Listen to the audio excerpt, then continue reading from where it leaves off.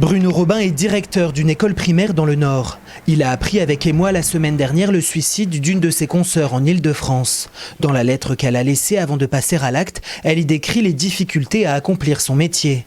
Pression, réformes incessantes et contradictoires qui aboutissent à l'épuisement. La description que fait la collègue de sa situation correspond complètement au quotidien des directeurs et directrices. Le gouvernement actuel nous a supprimé les aides administratives, c'est-à-dire qu'on se retrouve tout seul dans le bureau, à assumer toutes les tâches. Donc la pression, elle est quotidienne. Il arrive un moment où on se sent débordé parce qu'on a toujours cette peur d'avoir raté, de rater quelque chose. Lui-même responsable syndical, il explique que la détresse de cette directrice d'école n'est pas un cas isolé. Dans le département, on a déjà eu des situations comme ça à gérer, avec des tentatives aussi de mettre fin à ces jours.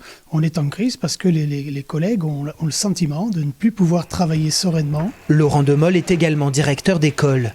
Depuis une quinzaine d'années, il a vu ses conditions de travail se dégrader. Dans un collège, vous avez un principal, parfois un principal adjoint, un CPE. Dans une école, il y a le directeur et c'est tout. Donc il assume toutes ces fonctions-là et c'est vrai que ça rend les métiers très très difficiles et la situation personnelle des directeurs très très instable, voire limite toujours au burn-out. Plusieurs syndicats appellent donc aujourd'hui à des rassemblements pour dénoncer la pression exercée sur les directeurs d'école et plus largement le manque de moyens dans l'éducation nationale.